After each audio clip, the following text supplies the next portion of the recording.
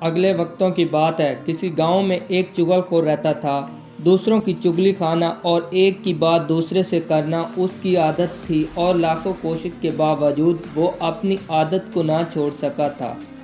اس نے بہرحال اس بات کا ارادہ کیا کہ اب کسی سے کسی کی چغلی نہیں کھائے گا، ایک کی بات دوسرے سے نہیں کہے گا، لیکن ہر بار اپنے اس ارادے میں ناکام ہو جاتا۔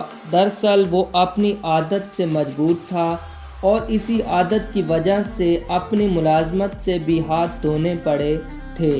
چنانچہ وہ بیکار تھا۔ اس نے دوسری ملازمت کی بہتری کوشش کی مگر وہ اس میں کامیاب نہ ہو سکا۔ کچھ دن تک تو وہ اپنی جمع پونجی پر گزارا بسر کرتا رہا، لیکن جب تھوڑا کر کے اس کا سارا سرمایہ ختم ہو گیا تو بہت پریشان ہوا۔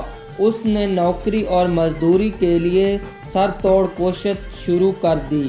کہا کہ فاقوں کی نوبت نہ آ جائے۔ مختلف لوگوں سے کہا، در کی خاک چھانی، ایک کے پاس گیا، مگر مصیبت یہ تھی کہ چغل خور ہونے کی وجہ سے کوئی بھی اپنے پاس ملازم رکھنے پر تیار نہ ہوتا تھا۔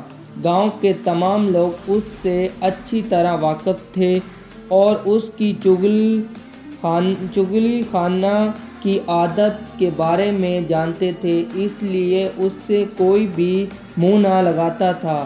آخر جب وہ مسلسل ناکامیوں سے تنگ آ گیا اور نوبت واقعی فاقوں تک آ پہنچی تو اس نے دل میں سوچا، اس گاؤں کو چھوڑ دینا چاہیے اور کہیں اور چل کر قسمت آزمائی کرنی چاہیے۔